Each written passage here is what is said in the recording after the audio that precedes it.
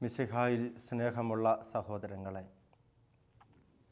വിശുദ്ധ മത്തായിയുടെ സുവിശേഷം 11-ാം അധ്യായം 20-ാമത്തെ വാക്യത്തിൽ നാം ഇപ്രകാരം വായിക്കുന്നു: ഈശോ താൻ ഏറ്റവും കൂടുതൽ അത്ഭുതങ്ങൾ പ്രവർത്തിച്ച നഗരങ്ങൾ മാനസാന്തരപ്പെടാത്തതിനാൽ അവയെ ശാസിക്കാൻ തുടങ്ങി. സ്നേഹമുള്ള സഹോദരങ്ങളെ, ഭൗതികമായ, പലപ്പോഴും ശാരീരികമായ അത്ഭുതങ്ങൾക്ക് വേണ്ടിയുള്ള പരവേശങ്ങളും നെട്ടോട്ടങ്ങളും ആധുനികവും സമകാലികവുമായ ആത്മീയതയുടെ മുഖ്യധാരയിൽ നാം നിരന്തരം കാണുന്നത്.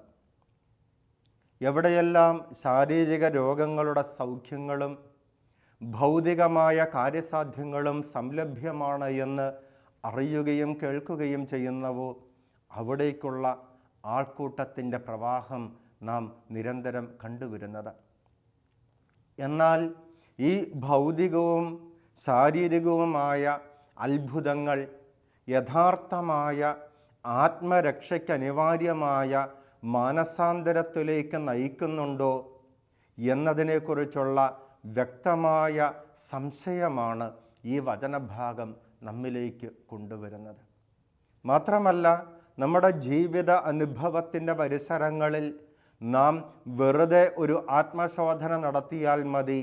നമ്മുടെ കാര്യസാധ്യങ്ങൾ, നമ്മുടെ ഭൗതിക നേട്ടങ്ങൾ, അത്ഭുതകരമായ ആഗ്രഹ സംലബ്ധികളൊക്കെ നമ്മെ ദൈവത്തോട്, ദൈവികമായ ആത്മീയമായ അനുഭവങ്ങളോട് അടുപ്പിക്കുന്നുണ്ടോ എന്ന ഒരു കാര്യം.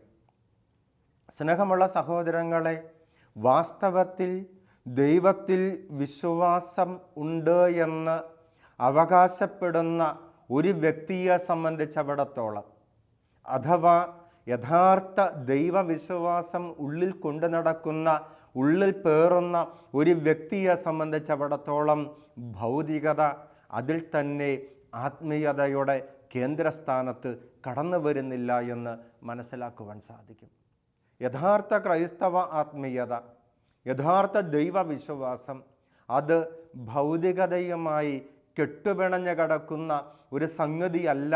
പിന്നെയോ അത് ആത്മാവിൻ്റെ, ആത്മീയതയുടെ ഉന്നത ശൃംഗങ്ങളിലൂടെ സവാരി ചെയ്യുന്ന ഒരു അനുഭവം മാത്രമാണ്.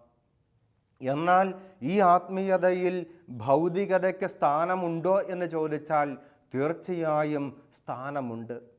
ഒരു കാരണവശാലും ആത്മീയതയെ ഭൗതിക ജീവിതത്തിൻ്റെ, സാമൂഹ്യ ജീവിതത്തിൻ്റെ തലങ്ങളിൽ നിന്ന് വേർപെടുത്തി കാണുവാൻ നമുക്ക് സാധിക്കുകയില്ല. നമ്മുടെ ആത്മീയ ജീവിതമെന്ന് പറയുന്നത്, ഒരു വ്യക്തിയുടെ ആത്മീയ ജീവിതമെന്ന് പറയുന്നത് ജീവിതത്തിൻ്റെ സമഗ്രതയെ ഉൾക്കൊള്ളുന്നത് തന്നെയാണ്. പക്ഷേ അത് ഭൗതികമായ കാര്യനേട്ടങ്ങളും കാര്യസാധ്യങ്ങളുമായി വ്യാഖ്യാനിക്കുന്നത് അബദ്ധവുമായി മാറും. അതുകൊണ്ട് തന്നെ നമ്മുടെ ക്രൈസ്തവ വിശ്വാസത്തിൻ്റെ പശ്ചാത്തലത്തിലും കാഴ്ചപ്പാടിലും നിന്നുകൊണ്ട് ഈ ഭൗതിക നേട്ടങ്ങളെ മനസ്സിലാക്കേണ്ടത് വളരെ പ്രധാനപ്പെട്ട ഒരു സംഗതി തന്നെയാണ്. സ്നേഹമുള്ള സഹോദരങ്ങളെ, ആത്മീയ ജീവിതത്തിൽ ഭൗതികതയുടെയും ഭൗതിക ജീവിതത്തിൻ്റെയും സ്ഥാനമെന്താ? അതിൻ്റെ സ്ഥാനമെന്ന് പറയുന്നത് ഈ ശരീരവും മനസ്സും ആത്മാവും ചേരുന്നത ഒരു മനുഷ്യ വ്യക്തി എന്ന നിലയിൽ ആത്മീയ ജീവിതത്തിന് ശരീരം ഒരു അനിവാര്യ ഘടകം തന്നെയാണ്. ശരീരത്തിൽ ദൈവത്തെ മഹത്വപ്പെടുത്തണമെന്ന് വചനം നമ്മെ പഠിപ്പിക്കുന്നുമുണ്ട്. എവിടെയാ വിശുദ്ധ പൗലോസ്ലീഹ കൊരിന്ത്യർ സഭയ്ക്ക് എഴുതിയ 1-ാമത്തെ ലേഖനത്തിൻ്റെ 6-ാമത്തെ അധ്യായത്തിൻ്റെ 19-ാമത്തെ വാക്യത്തിൽ നാം ഇപ്രകാരം വായിക്കുന്നുണ്ട്: ദൈവദത്തമായ പരിശുദ്ധാത്മാവിൻ്റെ ആലയമാണ് നിൻ്റെ ശരീരമെന്ന് നിനക്കറിഞ്ഞുകൂടെ. ദൈവദത്തമായ പരിശുദ്ധാത്മാവിൻ്റെ ആലയമാണ് നിൻ്റെ ശരീരമെന്ന് നിനക്കറിഞ്ഞുകൂടെ. നീ നിൻ്റെ സ്വന്തമല്ല, നീ വിലയ്ക്ക് വാങ്ങപ്പെട്ടവനാ. ആകയാൽ ശരീരത്തിൽ ദൈവത്തെ മഹത്വപ്പെടുത്തുവൻ. ശരീരത്തിൽ ദൈവത്തെ മഹത്വപ്പെടുത്തുക എന്ന് പറഞ്ഞാൽ ശരീരം ഉപയോഗിച്ച് ദൈവത്തെ മഹത്വപ്പെടുത്തണമെന്ന. സ്നേഹമുള്ള സഹോദരങ്ങളെ, ഈ ലോക ജീവിതത്തിൽ ആയിരിക്കുന്ന ഒരു മനുഷ്യ വ്യക്തിയെ സംബന്ധിച്ചിടത്തോളം ദൈവത്തെ മഹത്വപ്പെടുത്തുവാൻ ഈ ശരീരം ഒരു അനിവാര്യ ഘടകമാണ്. ഈ ശരീരമില്ലാതെ, ഈ ശരീരത്തെ കൂടാതെ എങ്ങനെ ഒരു വ്യക്തിക്ക് ദൈവത്തെ മഹത്വപ്പെടുത്തുവാൻ സാധിക്കും? ഈ ശരീരമെന്ന് പറയുന്നത് കേവലം ഈ ശിരസ് മുതൽ കാല് വരെയുള്ള ഈ അവയവങ്ങളുടെ ഒരു കൂട്ടം മാത്രമല്ല. ഈ ലോക ജീവിതം കൊണ്ട് മാത്രമേ, ഈ ലോക ജീവിതത്തിലെ എൻ്റെ വാക്കുകളും പ്രവൃത്തികളും പെരുമാറ്റങ്ങളും സാന്നിധ്യങ്ങളും കൊണ്ട് മാത്രമേ എനിക്ക് ദൈവത്തെ മഹത്വപ്പെടുത്തുവാൻ സാധിക്കുകയുള്ളൂ. മറ്റുള്ളവരുടെ മുമ്പിൽ, മനുഷ്യരുടെ മുമ്പിൽ, സമൂഹ ജീവിതത്തിൻ്റെ എൻ്റെ ജീവിത പരിസരങ്ങളിൽ ദൈവത്തെ മഹത്വപ്പെടുത്തുവാൻ എനിക്ക് ഈ ശരീരം ഒരു അനിവാര്യ ഘടകമാണ്. സ്നേഹമുള്ളവരെ, അവിടെയാണ് നമ്മുടെ ശരീരത്തിൽ നമുക്കുണ്ടാകുന്ന രോഗങ്ങളും കുറവുകളും വൈകല്യങ്ങളുമൊക്കെ എങ്ങനെയാണ് ദൈവത്തെ മഹത്വപ്പെടുത്തുവാൻ വേണ്ടി വിനിയോഗിക്കപ്പെടുന്നത്. നമ്മോർക്കണം, എനിക്ക് ഒരു ശാരീരിക രോഗമുണ്ടാവുകയും ആ രോഗം മാറുവാൻ വേണ്ടി ഞാൻ ദൈവത്തോട് പ്രാർത്ഥിക്കുകയും ദൈവം അത്ഭുതകരമായി ആ രോഗം സുഖപ്പെടുത്തുകയും ചെയ്യുമ്പോൾ ആ സൗഖ്യം കിട്ടിയ സദ്വാർത്ത ലോകത്തോട്, സഹജീവികളോട് വിളിച്ചു പറയുമ്പോൾ അത് ഒരു സാക്ഷ്യമായി മാറും, സംശയമൊന്നുമില്ല. എന്നാൽ ഈ രോഗത്തിൻ്റെ നടുവിൽ, രോഗത്തിൻ്റെ വേദനകൾ ഈശോയോടുള്ള സ്നേഹത്തെ പ്രതി സന്തോഷത്തോടെ അനുഭവിക്കുന്ന ഒരു വ്യക്തി, ശാരീരിക രോഗത്തിൻ്റെ കുറവുകളും വേദനകളുമെല്ലാം ഒരു പരാതി പോലുമില്ലാതെ ഈശോയുടെ സഹനമരണങ്ങളോട് ചേർന്ന് നിന്നുകൊണ്ട് ആ സഹന മരണങ്ങളുടെ ആ ആത്മീയതയിൽ ഐക്യപ്പെട്ടുകൊണ്ട് സന്തോഷത്തോടുകൂടി സ്വന്തം പാപത്തിന് പരിഹാരമായും ആത്മാക്കളുടെ രക്ഷയ്ക്ക് വേണ്ടിയും പാപികളുടെ മാനസാന്തരത്തിനു വേണ്ടിയും സമർപ്പിക്കുവാൻ തയ്യാറാകുമ്പോൾ അതായിരിക്കില്ലേ കൂടുതൽ ശ്രേഷ്ഠവും ഉദാത്തവുമായ സാക്ഷ്യമെന്ന്? അതായിരിക്കില്ലേ ഈശോയെ കൂടുതൽ മഹത്വപ്പെടുത്തുകയെന്ന് നാം ചിന്തിക്കുമ്പോൾ, സ്നേഹമുള്ള സഹോദരങ്ങളെ, ഈ ശാരീരികമായ തലത്തിലുള്ള ദൈവത്തെ മഹത്വപ്പെടുത്തുന്നതിൻ്റെ വ്യത്യസ്തമായ ഒരു കാഴ്ചപ്പാട് പരിശുദ്ധാത്മാവിൽ നമുക്ക് ലഭിക്കുന്നത്. പലപ്പോഴും നമ്മുടെ ഭൗതികമായ കാര്യങ്ങൾ, ഭൗതികമായ കുറവുകൾ, ഭൗതികമായ ഇല്ലായ്മകൾ, ആ ഇല്ലായ്മകൾ പരിഹരിക്കപ്പെടുവാൻ വേണ്ടി ദൈവസന്നിധിയിൽ നമുക്ക് പ്രാർത്ഥിക്കാൻ സാധിക്കും. സംശയമൊന്നും വേണ്ട, ചോദിക്കുവാൻ നിങ്ങൾക്ക് ലഭിക്കും എന്ന് വിശുദ്ധ മത്തായിയുടെ സുവിശേഷം 7-ാം അധ്യായത്തിൻ്റെ 7-ാമത്തെ വചനത്തിൽ നമുക്ക് വാഗ്ദാനം നൽകിയിരിക്കുന്നവൻ വാഗ്ദാനങ്ങളിൽ വിശ്വസ്തൻ തന്നെയാണ്. എന്നാൽ സ്നേഹമുള്ള സഹോദരങ്ങളെ, ഈശോ ഗെത്സമേൻ തോട്ടത്തിൽ വേദനയുടെ നെടുവീർപ്പിൻ്റെ നടുവിൽ സ്വന്തം രക്തത്തുള്ളികൾ വിയർപ്പായി പൊട്ടിയൊഴുകുന്ന തീവ്ര വേദനയുടെ വൈകാരിക നിമിഷങ്ങളിൽ ഈശോ പിതാവിനോട് പ്രാർത്ഥിച്ചത്, പിതാവേ, എൻ്റെ ഇഷ്ടമല്ല അങ്ങയുടെ ഇഷ്ടം നിറവേറട്ടെ എന്ന. സ്നേഹമുള്ള സഹോദരങ്ങളെ, നമ്മുടെ അനുദിന ജീവിതത്തിൻ്റെ ഭൗതികമായ കുറവുകളിലും ഇല്ലവല്ലായ്മകളിലും ആ വേദനകളും ആ കുറവുകളും ആ പരിമിതികളും ദൈവകരങ്ങളിൽ നിന്ന് ഇരുകരങ്ങളും നീട്ടി സന്തോഷത്തോടെ സ്വീകരിച്ചുകൊണ്ട്, പിതാവേ, എൻ്റെ ഹിതമല്ല അങ്ങയുടെ ഹിതം നിറവേറട്ടെ എന്ന് ആത്മാർത്ഥമായി സന്തോഷത്തോടുകൂടി പ്രാർത്ഥിക്കാൻ ഒരു വ്യക്തിക്ക് സാധിക്കുമ്പോൾ അവിടെയല്ലേ കൂടുതൽ ശ്രേഷ്ഠമായ മഹത്വപ്പെടൽ, ദൈവത്തെ മഹത്വപ്പെടുത്തുന്ന അനുഭവം ഉണ്ടാകുന്നത് എന്ന് നാം ഒന്ന് ഓർത്തെടുക്കേണ്ടിയിരിക്കുന്നു. എൻ്റെ ജീവിതത്തിൻ്റെ യഥാർത്ഥമായ നന്മ, എൻ്റെ ജീവിതത്തിൻ്റെ യഥാർത്ഥമായ നേട്ടം, എൻ്റെ ജീവിതത്തിൻ്റെ യഥാർത്ഥമായ സന്തോഷം, എൻ്റെ ജീവിതത്തിൻ്റെ ആനന്ദലബ്ധി അത് ദൈവത്തിലാണ് എന്ന് ഉറച്ച് വിശ്വസിക്കുന്നവർ അവരുടെ ആനന്ദം കണ്ടെത്തുന്നത് ദൈവത്തിലായിരിക്കും, ഭൗതിക നേട്ടങ്ങളിലോ ശാരീരിക സൗഖ്യങ്ങളിലോ ആയിരിക്കുകയില്ല. അവിടെയാണ് സ്നേഹമുള്ളവരെ നമ്മുടെ വിശ്വാസം ഒരു ഭൗതിക വിശ്വാസമാണോ അതോ ആത്മീയ വിശ്വാസമാണോ? നാം ഈ കാലഘട്ടത്തിൽ പലപ്പോഴും വിശ്വാസത്തെ താത്വികമായി മനസ്സിലാക്കാതെ പ്രായോഗികമായി വ്യാഖ്യാനിച്ചു പോകുന്നതിൻ്റെ വലിയ അപകടങ്ങൾ സമകാലിക ആത്മീയതയുടെ ജീവിത പരിസരത്ത് നാം കണ്ടുമുട്ടുന്നുണ്ട്. എന്താണ് ഭൗതികവാദം? എന്താണ് ആത്മീയവാദം എന്നൊക്കെ ഇന്ന് നാം അറിയാതെ പോവുകയാണ്. സ്നേഹമുള്ള സഹോദരങ്ങളെ, അതുകൊണ്ട് തന്നെയാണ് എന്താണ് ഭൗതികവാദം എന്ന തത്വശാസ്ത്രം മനുഷ്യ ജീവിതത്തിൽ, മാനവ ചരിത്രത്തിൽ എന്ന് മനസ്സിലാക്കാത്തത് കൊണ്ടാണ് ഈ ഭൗതികവാദത്തെ ഉയർത്തിപ്പിടിക്കുന്ന പ്രത്യയശാസ്ത്രങ്ങളും പ്രസ്ഥാനങ്ങളുമൊക്കെ നമുക്ക് അസ്വീകാര്യമല്ലാതായി മാറുന്നത്. അതേ സ്നേഹമുള്ള സഹോദരങ്ങളെ, ഒരു തലമുറയ്ക്കും മുമ്പുള്ള നമ്മുടെ മുൻ തലമുറയോട് ചോദിച്ചാൽ അവർ പറഞ്ഞു തരും ഭൗതികവാദം എന്തുമാത്രം തിരസ്കരിക്കപ്പെടേണ്ട ഒന്നായിരുന്നുവെന്ന്. ഭൗതികവാദം തിരസ്കരിക്കപ്പെടേണ്ട ഒന്നായി തിരിച്ചറിയുകയും ആ ഭൗതികവാദം മുറുകെ പിടിക്കുന്നതായ സംഘടനകളെ തിരസ്കരിക്കുകയും ചെയ്തിരുന്ന ഒരു കാലഘട്ടം നമ്മുടെയൊക്കെ മുൻ തലമുറയ്ക്കുണ്ടായിരുന്നു. സ്നേഹമുള്ളവരെ, എന്താണ് തത്വശാസ്ത്രത്തിൽ ഭൗതികവാദം എന്ന് പറയുന്നത്? ഭൗതിക വസ്തുക്കൾ, നമ്മുടെ ഇന്ദ്രിയങ്ങൾക്ക് ഗോചരമായ, നമ്മുടെ ഇന്ദ്രിയങ്ങൾക്ക് കണ്ണുകൊണ്ട് കാണുകയും കൈകൊണ്ട് സ്പർശിക്കുകയും ഒക്കെ ചെയ്യാവുന്ന വസ്തുക്കൾ മാത്രമാണ് യഥാർത്ഥത്തിൽ ഉള്ളത്. ഈ ഭൗതിക വസ്തുക്കൾക്കപ്പുറത്ത് യാതൊന്നിനും ആത്മാവ്, മനസ്സ് എന്നൊക്കെ പറയുന്നത് വെറും ഭാവന സൃഷ്ടി മാത്രമാണ്.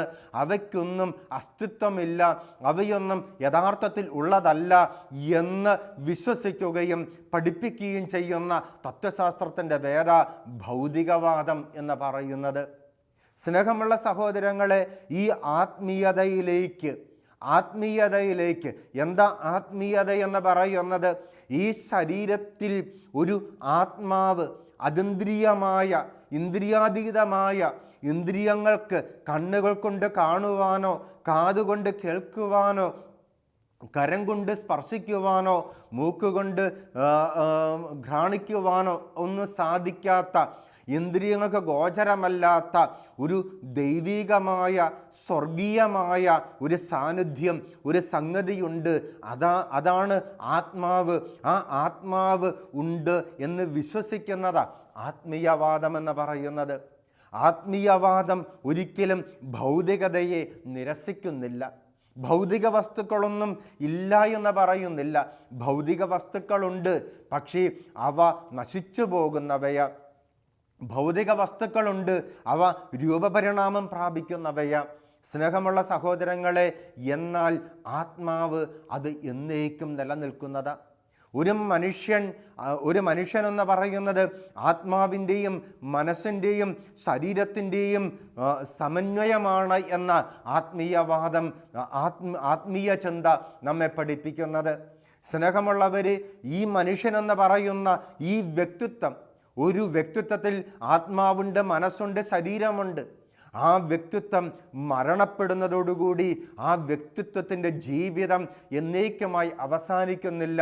പിന്നെയോ ഈ ലോകത്തിൽ അവന് ദൈവം നൽകിയ ശരീരത്തോട് വേർപിരിഞ്ഞതിന് ശേഷം ആത്മാവിന് മാത്രം ആയിരിക്കുവാൻ സാധിക്കുന്ന ഒരു ലോകത്തേക്ക് കടന്നു പോകുകയാണ്. മരണമെന്ന് പറയുന്നത് ഒരു കടന്നുപോകലാണ്. ഈ ലോകം ശാരീരികമായ സാന്നിധ്യം അനിവാര്യമായിട്ടുള്ള ഈ ലോകത്ത് നിന്ന് ആത്മീയമായ സാന്നിധ്യം സാധ്യമാകുന്ന ഒരു ലോകത്തേക്കുള്ള കടന്നുപോകലാണ് മരണമെന്ന ആത്മീയ ചിന്ത നമ്മെ പഠിപ്പിക്കുന്നത്. ഈ ലോകത്തിലായിരിക്കുമ്പോൾ ശരീരം അനിവാര്യമാണ്. ശാരീരികമായ ആവശ്യങ്ങളുണ്ട്. ശരീരത്തിന് കുടികൊള്ളുവാൻ ഒരു സ്ഥലം ആവശ്യമുണ്ട്. ഈ ശരീരത്തിന് ആഹാരം ആവശ്യമുണ്ട്. ശരീരത്തിന് വസ്ത്രം ആവശ്യമുണ്ട്. ശാരീരികമായ ഈ ലോകത്തായിരിക്കുമ്പോൾ ബന്ധങ്ങളുണ്ട്. അങ്ങനെയുള്ളതായ കൊടുക്കൽ വാങ്ങലുകളുണ്ട്. ആ കൊടുക്കൽ വാങ്ങലുകളുടെ അനുഭവങ്ങളുണ്ട്. സ്നേഹമുള്ളവരെ, ഇവിടെ ഈ ലോകത്തിലായിരിക്കുമ്പോൾ ഒരു വ്യക്തിയുടെ ആത്മീയ ജീവിതത്തിൽ ഈ ശരീരത്തിനും ശരീരത്തിൻ്റെ ഇത്തരത്തിലുള്ള ക്രയവിക്രയങ്ങളുമൊക്കെ ഭാഗം തന്നെയാണ്.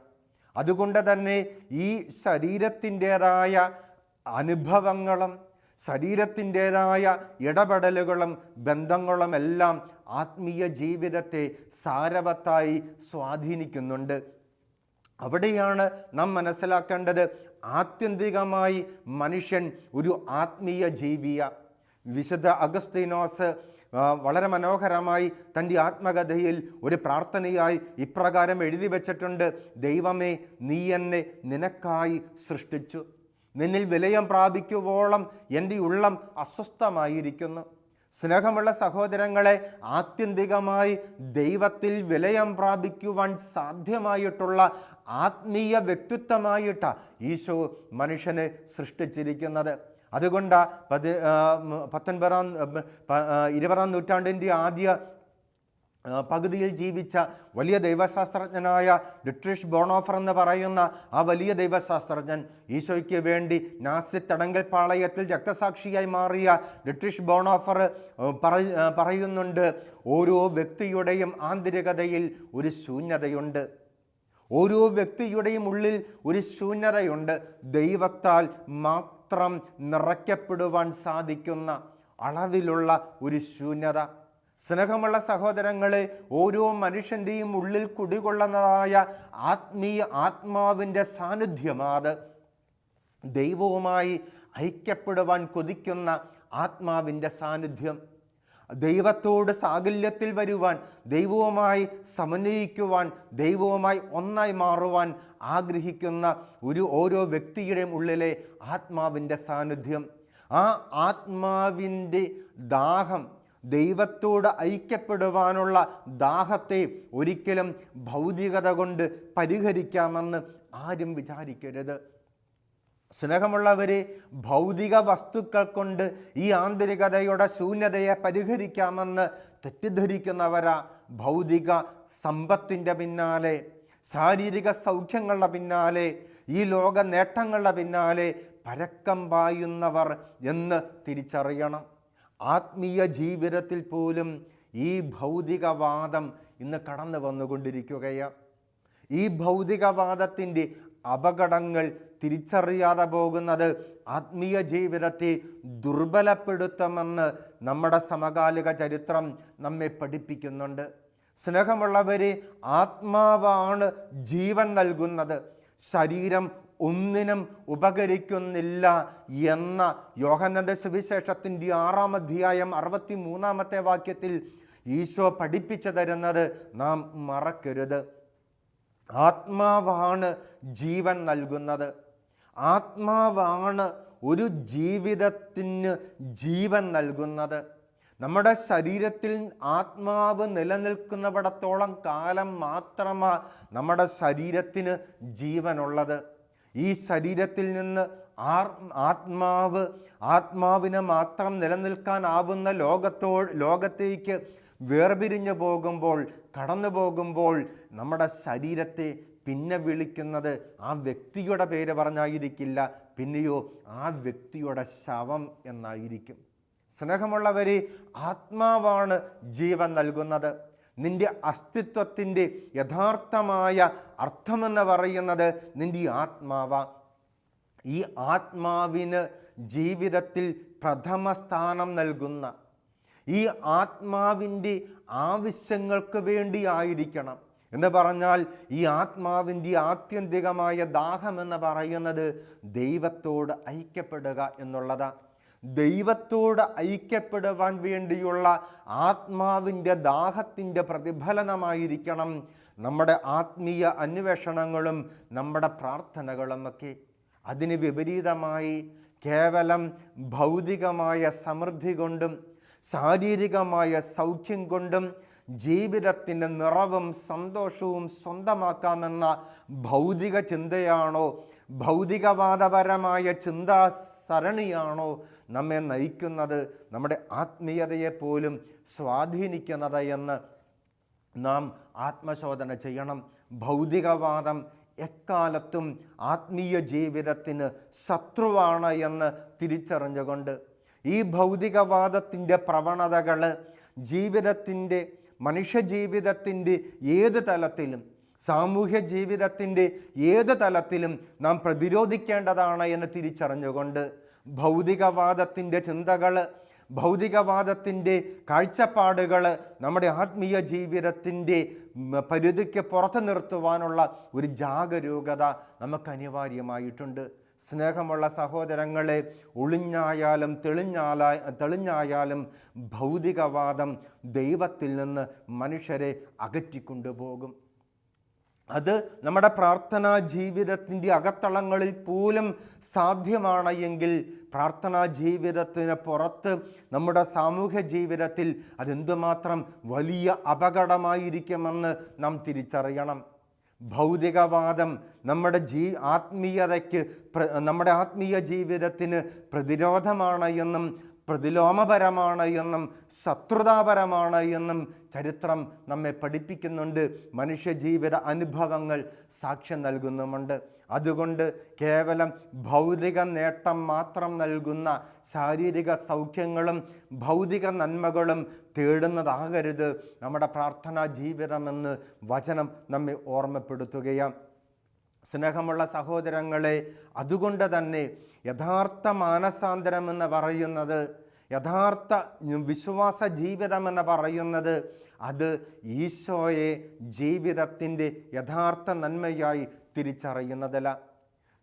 നല്ലവനായ ഗുരു, നിത്യജീവൻ അവകാശമാക്കുവാൻ ഞാൻ എന്തു ചെയ്യണം എന്ന് ചോദിച്ച യുവാവിനോട് ഈശോ പറയുന്നുണ്ട്, എന്തുകൊണ്ടാണ് നീ എന്നെ നല്ലവൻ എന്ന് വിളിക്കുന്നത്?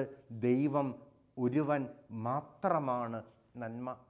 നല്ലവനായ ഗുരു എന്ന് വിളിക്കുന്ന യുവാവിനോട് ഈശോ ഓർമ്മപ്പെടുത്തുകയാണ്, ദൈവം ഒരുവൻ മാത്രമാണ് ജീവിതത്തിന് നന്മ, തേടേണ്ടതായ നന്മ, അന്വേഷിക്കേണ്ടതായ നന്മ, ആനന്ദലബ്ധി പ്രദാനം ചെയ്യുന്ന നന്മ, ജീവിതത്തിൻ്റെ നിലനിൽക്കുന്ന നിറവുകൾ സമ്മാനിക്കുന്ന നന്മ, അത് ദൈവം ആത്മാവാണ്.